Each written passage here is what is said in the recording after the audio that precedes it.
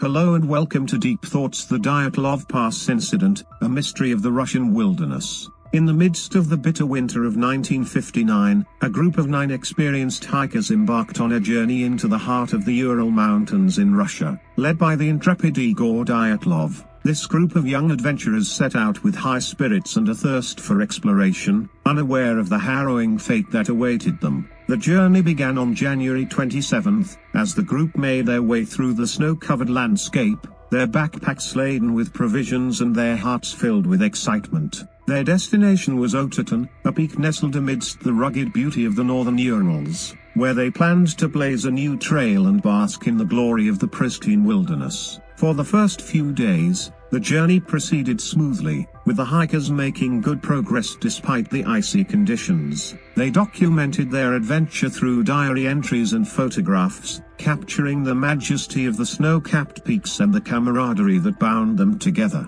However, as they ventured deeper into the wilderness, the weather took a turn for the worse. Blizzards swept across the mountains, reducing visibility to near zero and threatening to engulf the hikers in a frozen tomb. Yet, undeterred by the harsh conditions, the group pressed on, their determination unyielding in the face of nature's wrath. On the evening of February 1st, the hikers made camp on the slopes of Kolat-Syatl, a mountain known to the indigenous Mansi people as the Dead Mountain.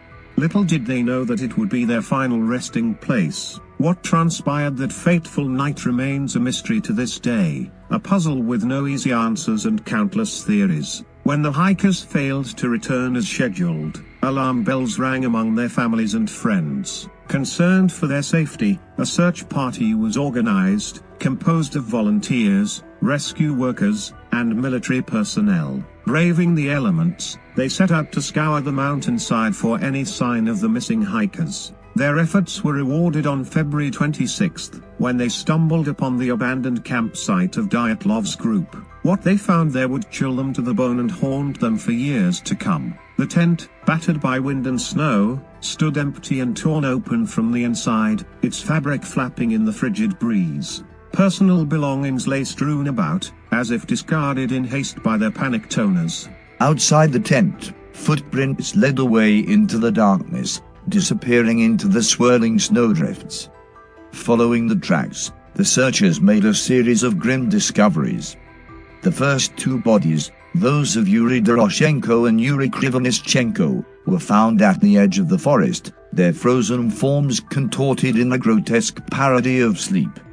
Further along, 3 more bodies were discovered, clustered together in a shallow ravine. It was here that the searchers found the remains of Zinaida Kolmogorova, Rustam Slobodin, and Igor Dyatlov himself, the leader of the ill-fated expedition. As the search continued, more bodies were found, each one bearing the hallmarks of a desperate struggle for survival. Some had suffered severe injuries, including broken bones and fractured skulls, while others showed signs of exposure and hypothermia. The final 4 bodies, those of Alexander Kolivatov, Nikolai Thibozbregnol, Ludmila Dubinina, and Semyon Zolotaryov, were discovered weeks later, buried under several feet of snow near a makeshift shelter they had attempted to construct. The circumstances surrounding the deaths of Dyatlov's group were baffling and deeply disturbing. How had experienced hikers, well equipped and familiar with the dangers of the wilderness, met such a tragic end? What could have driven them to abandon their camp in the dead of night, fleeing into the frozen wilderness without adequate clothing or provisions? Theories abound, ranging from the plausible to the downright outlandish. Some have suggested that an avalanche may have struck the campsite, triggering a panicked escape by the hikers. Others point to the possibility of an encounter with hostile wildlife, such as a bear or wolf pack. Yet, these explanations fail to account for all the peculiarities of the case. Why were the injuries sustained by the hikers so severe and yet so inconsistent? How did the tent come to be torn open from the inside, as if by some unseen force?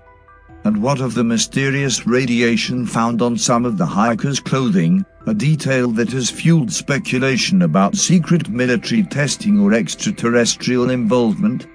As the years have passed, The Dyatlov Pass incident has only grown in infamy, its enigmatic circumstances captivating the imaginations of amateur sleuths, conspiracy theorists, and armchair detectives alike. Countless books, documentaries, and online forums have been devoted to unraveling the mysteries of that fateful night, yet the truth remains elusive. For the families of the hikers, the passage of time has done little to ease their grief or provide closure.